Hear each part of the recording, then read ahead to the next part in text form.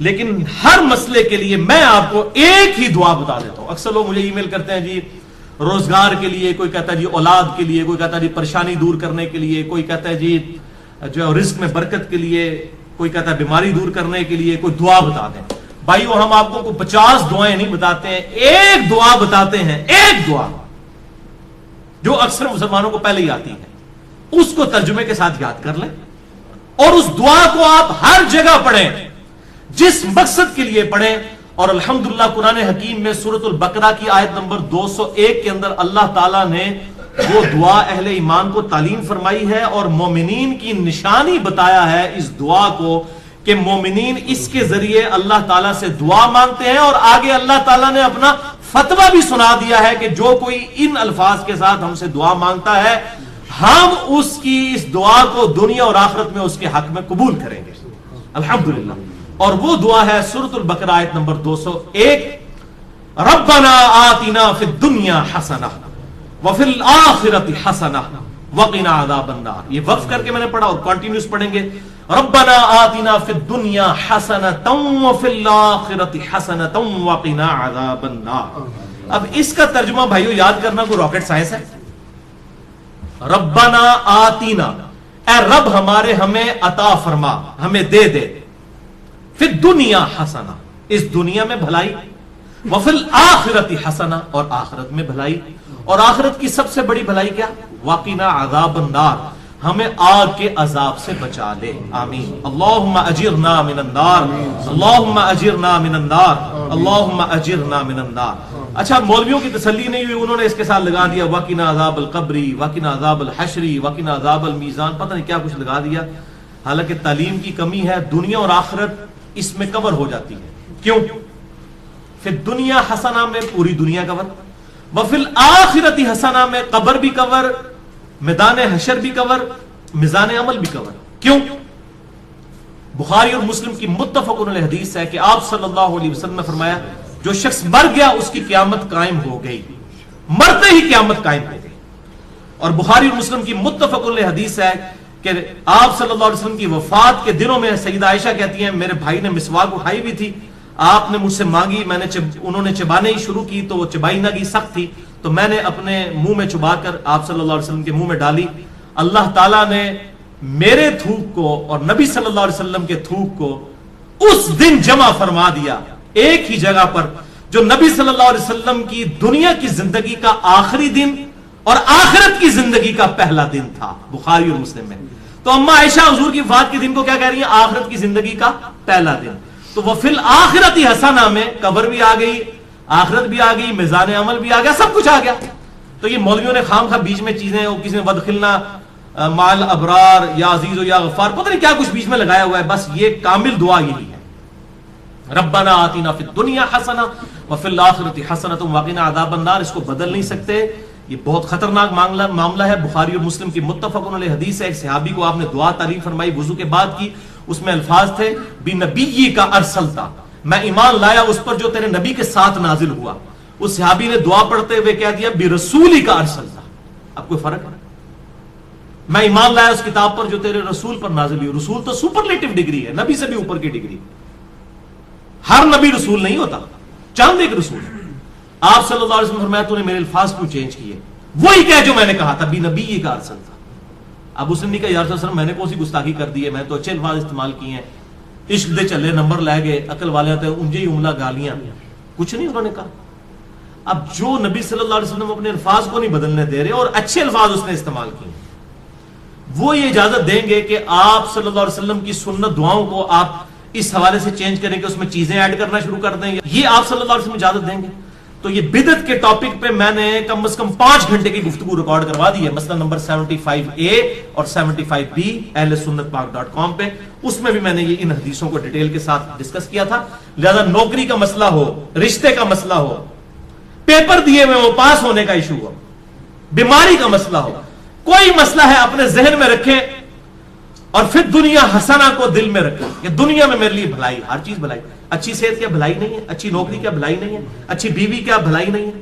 ہر چیز ذہن میں رکھتے ہوئے جو آپ کی خواہش ہے یہ دعا کریں ربنا آتنا فی الدنیا حسنہ وفی الآخرۃ حسنۃ وقنا عذاب النار. اور اس میں یقین کریں آپ کو گلٹ بھی نہیں ہوگا صرف آپ اللہ سے دنیا نہیں مانگ رہے ہوں گے، کیونکہ سورۃ البقرہ میں آتا ہے کہ جو دنیا دار لوگ ہیں نا، جو اللہ سے باغی لوگ ہیں، وہ کہتے ہیں اللہ ہمیں دنیا میں ہی عطا فرما دے. اور اللہ تعالیٰ پھر صاف فرماتا ہے سورۃ البقرہ آیت نمبر 201 کہ جو میرے نیک ایمان والے بندے ہیں وہ یہ نہیں کہتے اللہ ہمیں دنیا میں ہی دے دے، وہ کہتے ہیں ربنا آتنا فی الدنیا حسنہ وفی الآخرۃ حسنۃ وقنا عذاب النار. اچھا اب آپ ویسے دعا کر رہے ہو اللہ میں پاس ہو جاؤں یا اچھا رشتہ ہو جائے یا نوکری لگ جائے، اس وقت آپ پیورلی دنیا کی دعا کر رہے ہوں گے. لیکن جب آپ یہ دعا کریں گے تو آپ اللہ تعالیٰ کو بھی ناراض نہیں کریں گے، دونوں چیزیں ایڈ ہو جائیں گی ساتھ. یعنی اللہ تعالیٰ کو بھی آپ سے کوئی گلہ شکوہ اس حوالے سے نہیں رہے گا. آپ کہہ رہے ہوں گے یا اللہ ربنا آتنا فی الدنیا حسنہ وفی الآخرۃ حسنۃ وقنا عذاب النار، تو آپ اہل ایمان میں شامل ہو جائیں گے سورۃ البقرہ آیت نمبر 201 کے تحت. اسی کانٹیکسٹ میں 3 احادیث ہیں بڑی اہم الحمدللہ. پہلی حدیث صحیح بخاری میں 6399، صحیح مسلم میں 6840، مشکات میں 2487. سیدنا انس ابن مالک رضی اللہ تعالیٰ عنہ جنہوں نے 10 سال تک آپ صلی اللہ علیہ وسلم کو وضو کروایا، آپ کی وفات کے بعد 82 سال تک زندہ رہے اور 93 ہجری کے اندر بصرہ میں فوت ہوئے. آخر میں فوت ہونے والے چند صحابہ میں سے ہیں انس ابن مالک، بہت قریبی صحابی آپ صلی اللہ علیہ وسلم. ان سے کسی تابعی نے آگے پوچھا کہ بتائیے کہ اللہ کے نبی صلی اللہ علیہ وسلم جب اللہ سے مانگا کرتے تھے تو کیا دعا مانگا کرتے تھے؟ تو پتہ انہوں نے کیا جواب دیا؟ انہوں نے کہا کہ اللہ کے نبی صلی اللہ علیہ وسلم جب کبھی بھی اپنے رب سے دعا مانگا کرتے یا کسی بھی چیز کا سوال کیا کرتے تو آپ کی اکثر دعا یہی ہوا کرتی تھی، اللہم ربنا آتنا فی الدنیا حسنہ وفی الآخرۃ حسنۃ وقنا عذاب النار. ہر معاملے میں کوئی سوال بھی کرتے تو اس دعا کے ساتھ. اور بھائی یہ دعا کا ترجمہ یاد کرنا کو مشکل ہے تو کیا ضرورت ہے اردو میں دعائیں کرنے کی؟ میرے بھائی ایک دعا یاد کر لیں، نبی صلی اللہ علیہ وسلم نے تعلیم فرمائی ہے، اللہم ربنا آتنا فی الدنیا حسنہ وفی الآخرۃ حسنۃ وقنا عذاب النار. اور دوسری حدیث تو انتہائی رکت انگیز حدیث ہے جو میں نے مسئلہ تقدیر والے لیکچر مسئلہ نمبر 104 ABC میں بھی بیان کی تھی. صحیح مسلم میں 6835، مشکات میں 2502. یہی انس ابن مالک کہتے ہیں جنہوں نے یہ دعا روایت کی ہے. یہ کہتے ہیں کہ آپ صلی اللہ علیہ وسلم کے زمانے میں آپ کا ایک صحابی بیمار ہو گیا تو آپ اس کی عیادت کے لیے تشریف لے گئے. وہ اتنا کمزور ہو چکا تھا بیماری کی وجہ سے جیسے کہ پرندے کا کوئی بچہ ہوتا ہے چھوٹا سا، ہڈیوں کا ڈھانچہ بن چکا تھا. آپ نے جب اس کی حالت دیکھی آپ کو پتا چل گیا کہ انہیں کو کم پایا. آپ نے فرمایا وہ بتا تو اللہ سے کیا مانگتا رہتا ہے؟ اس نے کہا یا رسول اللہ میں اللہ سے دعا کرتا ہوں اے اللہ جو تو نے مجھے آخرت میں عذاب دینا ہے دنیا کی زندگی میں ہی دے لے. بولے اعوذ باللہ تعالی. آپ فرمایا سبحان اللہ. اللہ پاک جب آپ حیران ہوتے تو یہ بات کہا کرتے سبحان اللہ. اوے تو اللہ تعالیٰ کا اس دنیا میں عذاب سہ سکتا ہے جو اللہ سے تو نے یہ دعا کی؟ نہ تو دنیا کی زندگی میں اللہ کا عذاب برداشت کر سکتا ہے نہ آخرت کی زندگی میں. اور تجھے تو چاہیے تھا کہ تو اللہ سے دعا کرتا اللہم ربنا آتنا فی الدنیا حسنہ وفی الآخرۃ حسنۃ وقنا عذاب النار. یہ کیا تو دعائیں کرتا رہے؟ اس میں وہ فنیٹک قسم کے جو صوفیاء ہیں نا ان کا بھی ارادہ، وہ کہتے ہیں سانو دنیا نہیں چاہیے آخرت ہی چاہیے. اور اللہ کے نبی کہہ رہے ہیں دنیا بھی اچھی آخرت بھی اچھی. اچھا انس ابن مالک کہتے ہیں جب آپ صلی اللہ علیہ وسلم نے اسے یہ بات ارشاد فرمائی پھر اس نے یہی دعا مانگ کر اللہ کی طرف متوجہ ہوا، اللہم ربنا آتنا فی الدنیا حسنہ وفی الآخرۃ حسنۃ وقنا عذاب النار. تو اللہ تعالیٰ نے اسے شفا عطا فرما دی. اب اس سے بھی پتہ چلا بیماری کی شفا بھی یہی ہے، اللہم ربنا آتنا فی الدنیا حسنہ وفی الآخرۃ حسنۃ وقنا عذاب النار. آپ میں کہتا ہوں یہ جامع دعا کریں، ساری دعائیں جو ہیں اس کے اندر شامل ہیں. اچھا قرآن میں تو ہے ربنا آتنا فی الدنیا حسنہ اور بخاری مسلم میں ہے اللہم ربنا آتنا فی الدنیا حسنہ. تو اللہم کے ساتھ اے ہمارے اللہ یہ بھی ٹھیک ہے اور صرف ربنا آتنا بھی ٹھیک ہے، بلکہ قرآن حکیم میں سورۃ المائدہ میں حضرت عیسیٰ علیہ السلام کی جو دعا آتی ہے اس میں بھی ہے اللہم ربنا انزل علینا مائدۃ من السماء. تو قرآن میں بھی الفاظ ہیں اللہم ربنا کے. ویسے تو ہمارے لیے بخاری مسلم کے الفاظ ہی کافی تھے لیکن میں پھر بھی کیڑا نکالنے کے لیے کوئی یہ نہ کہ جی قرآن میں تو صرف ربنا آیا آپ اللہم کیوں لگا رہے ہیں. تو اللہ تعالیٰ نے بھی یہ دعا حضرت عیسیٰ علیہ السلام کی نقل کی ہے اللہم ربنا آتنا فی الدنیا حسنہ. یہ پڑھنا بخاری اور مسلم سے ثابت ہوا.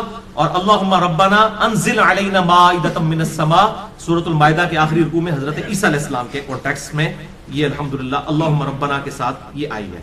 اور تیسری حدیث سنن ابی داؤد میں 1892، مشکات میں 2581، عبداللہ بن صائب کہتے ہیں کہ میں نے خود نبی صلی اللہ علیہ وسلم کو رکن یمانی اور حجر اسود کے درمیان وہ جو مستجاب دیوار ہے یہ دعا مانگتے ہوئے سنا ہے، اللہم ربنا آتنا فی الدنیا حسنہ وفی الآخرۃ حسنۃ وقنا عذاب النار۔ اسے مستجاب دیوار کہتے ہیں۔ مستجاب کہتے ہیں دعا کی قبولیت کی جگہ۔ 70 انبیاء کا مصلی ہے، آپ وہاں پر کھڑے ہوں تو آپ کا رخ دونوں قبلوں کی طرف ہو جاتا ہے، بیت المقدس کی طرف بھی اور خانہ کعبہ کی طرف بھی۔ اس دوران آج تک حاجی، عمرہ کرنے والے اور حج کرنے والے یہ دعا مانگتے ہیں، ربنا آتنا فی الدنیا حسنہ وفی الآخرۃ حسنۃ وقنا عذاب النار۔ یہ بس اتنے ہی الفاظ ہیں، باقی جو ایڈ کیے لوگوں نے خود کیے میں۔ تو دعا کی قبولیت کی جو جگہ ہے خانہ کعبہ شریف، وہاں پر بھی آپ نے یہی دعا مانگی، ربنا آتنا فی الدنیا حسنہ وفی الآخرۃ حسنۃ وقنا عذاب النار۔ اسماء اعظم اور دعا کی قبولیت کے لیے کیا کیا طریقے ہیں، اس حوالے سے میرا مسئلہ نمبر 82 ڈیٹیل کے ساتھ ریکارڈ ہے۔ اور بھائیو، بخاری اور مسلم اور باقی احادیث کی روشنی میں کئی ایک مقامات ہیں جو دعا کی قبولیت کی جگہ ہیں۔ مثلا اذان اور اقامت کے درمیان جو وقفہ ہے جماعت کھڑے ہونے تک کا، یہ دعا کی قبولیت کا سبب ہے۔ ابو داؤد میں حدیث موجود ہے، آج میرا ٹاپک نہیں اس لیے میں سکپ کر رہا ہوں۔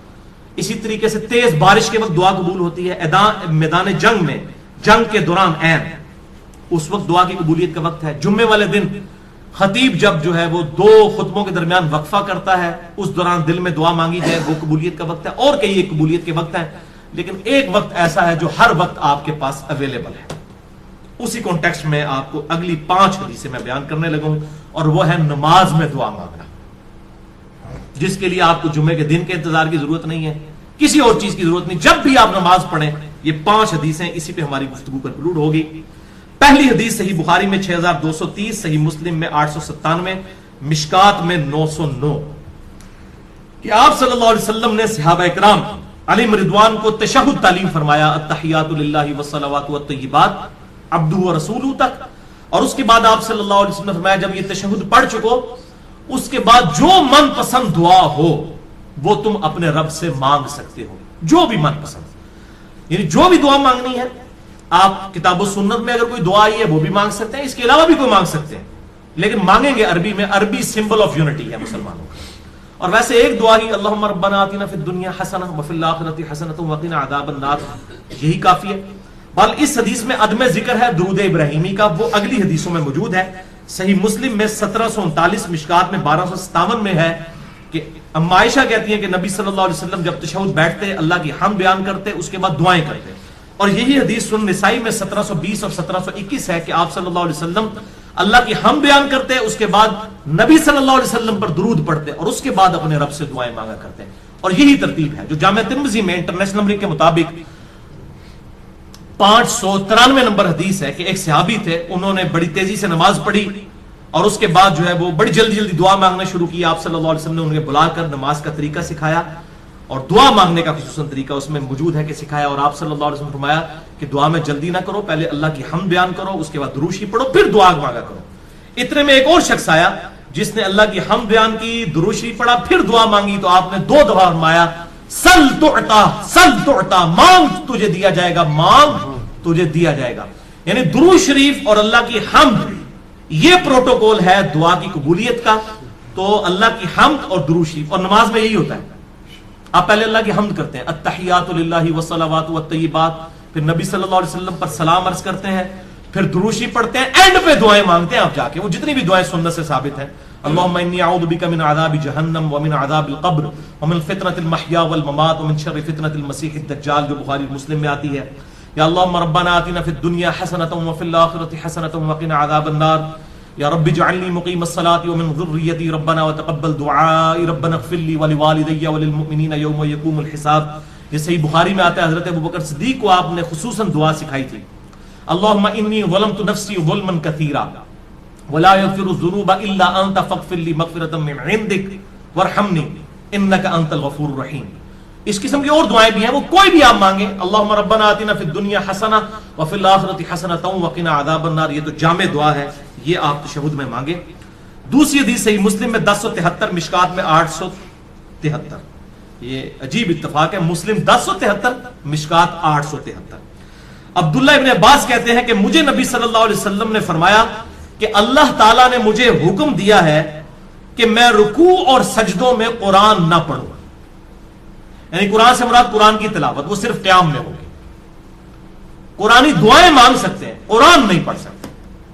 اور رہا رکوع تو اس میں اپنے رب کی عظمت بیان کرو, جو صحیح مسلم میں آتا ہے کہ آپ صلی اللہ علیہ وسلم سبحان ربی العظیم پڑھتے تھے, اور جامع ترمذی میں ہے کہ آپ صلی اللہ علیہ وسلم حکم دیتے تھے کہ رکوع میں سبحان ربی العظیم پڑھو اور سجدے میں سبحان ربی الاعلی. مسلم میں تو اتنے الفاظ ہیں کہ رکوع میں سبحان ربی العظیم اور سبحان ربی الاعلی سجدے میں پڑھتے تھے, اور ترمذی میں ہے کہ آپ حکم دیتے تھے. یہ تسبیحات جو ہیں یہ حکمیاں ہیں, سبحان ربی العظیم رکوع میں اور سبحان ربی الاعلی سجدے میں. اس کے علاوہ جو ہے وہ آپ پڑھ سکتے ہیں, لیکن حکمی یہی ہے.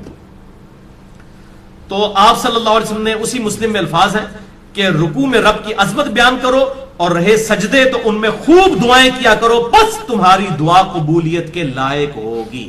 یعنی سجدے میں دعا قبول ہوتی ہے جو کی جائے. لہذا سجدے میں بھی الحمدللہ میرا بھی طریقہ ہے, میں سجدے میں یہ دعا مانگتا ہوں, ربنا آتینا فی الدنیا حسنہ وفی الآخرۃ حسنۃ وقنا عذاب النار. یہ کوئی بھی قرآنی دعا مانگ سکتے ہیں.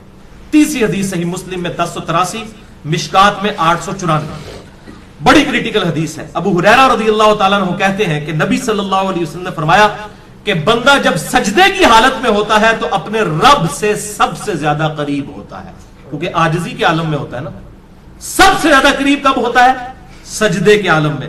بس اس وقت خوب دعائیں مانگا کرو. صحیح مسلم 1083, مشکات 894. یعنی سجدے میں خوب دعائیں مانگو, یہ قبولیت کا مقام ہے. پچھلی حدیث میں ہم نے سنا پس تمہاری دعا قبول ہوگی, یہاں پر آیا کہ رب کے قریب ہوتے ہو. اور وہ ہے ٹروتھ ریویلنگ حدیث چوتھی صحیح مسلم میں 244, مشکات میں 895, کہ آپ صلی اللہ علیہ وسلم فرمایا کہ جب آدمی آیت سجدہ سن کر سجدہ کرتا ہے, جیسے ہم سجدہ تلاوت کرتے ہیں, اس پہ میرا الگ سے لیکچر ہے, مسئلہ نمبر 119, سجدہ تلاوت کے صحیح احکام و مسائل. یا جب بھی کوئی سجدہ کرتا ہے تو اس وقت شیطان جو ہے وہ چیخیں مارتا ہوا الگ ہو جاتا ہے اور کہتا ہے ہائے افسوس, مجھے اللہ نے سجدے کا حکم دیا اور میں نے اللہ کا حکم نہ مانا, اور دوزخ میرا مقدر ہوگی ولیعوذ باللہ تعالی. اور ابن آدم کو سجدے کا حکم ہوا, اس نے اللہ کا حکم مان لیا, جنت اس کا مقدر ہوگی. میں نے اللہ کا حکم نہیں مانا, دوزخ میرا مقدر ہوگی ولیعوذ باللہ تعالی. اللہم اجرنا من النار, اللہم اجرنا من النار, اللہم اجرنا من النار. پانچویں اور آخری حدیث آج کی, صحیح بخاری میں 817, صحیح مسلم میں 1085 اور مشکات میں 871. اما عائشہ رضی اللہ تعالیٰ عنہ کا بیان ہے کہ نبی صلی اللہ علیہ وسلم اپنے رکوع اور سجود میں بڑی کثرت کے ساتھ یہ دعا پڑھا کرتے تھے, سبحانک اللہم ربنا وبحمدک اللہم اغفر لی. اور آپ صلی اللہ علیہ وسلم قرآن کے حکم پر عمل کیا کرتے تھے. یہ کیا مطلب ہے اس کا؟ قرآن کے حکم پر عمل کیا کرتے تھے. سورۃ النصر سورت نمبر ہے 110, اس میں یہ آپ صلی اللہ علیہ وسلم کو حکم نازل ہوا. یہ آپ کی وفات کی خبر تھی, اس میں بخاری اور مسلم میں آتا ہے, اذا جاء نصر اللہ والفتح ورأيت الناس يدخلون في دين الله افواجا فسبح بحمد ربك واستغفر انه كان توابا. یعنی آپ صلی اللہ علیہ وسلم نے اس دین کو غالب کر دیا ہے, اب آپ یکسو ہو کر اپنے رب سے استغفار کیجئے اور اللہ کی حمد بیان کیجئے. جب یہ صورت نازل ہوئی تو بخاری اور مسلم کے میں نے نمبر بتائے.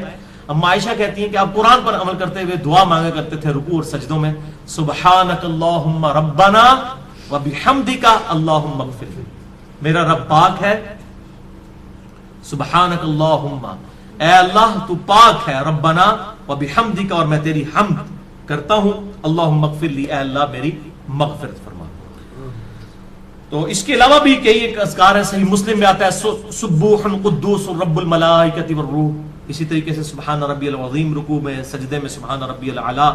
جتنی بھی دعائیں ہیں وہ اب آخر میں وہ حدیث دوبارہ یاد کریں کہ آپ صلی اللہ علیہ وسلم جب بھی اللہ سے سوال کرتے یا آپ صلی اللہ علیہ وسلم نے دعا مانگنی ہوتی تو آپ کے اکثر الفاظ یہی ہوا کرتے تھے جو سورۃ البقرہ آیت نمبر 201, صحیح بخاری 6399, صحیح مسلم 6840, مشکات میں 2487, کہ آپ صلی اللہ علیہ وسلم اللہ کے حضور دعا کیا کرتے تھے, اللہم ربنا آتنا